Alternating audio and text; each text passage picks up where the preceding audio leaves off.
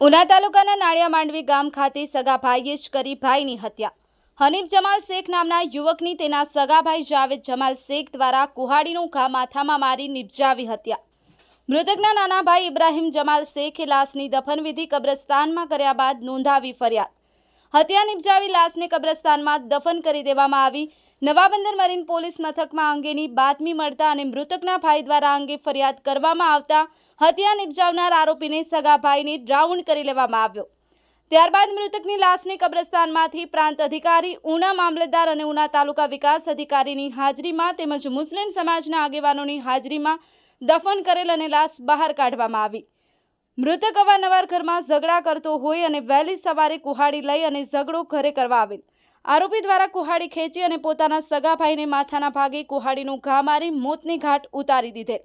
લાશને કબ્રસ્તાનમાંથી બહાર કાઢી પીએમ અર્થે ઉના સરકારી હોસ્પિટલ ખાતે ખસેડવામાં આવી। વોઇસ ઓફ ગીર ન્યૂઝ સાથે રાકેશ દવે, ગીર સોમનાથ।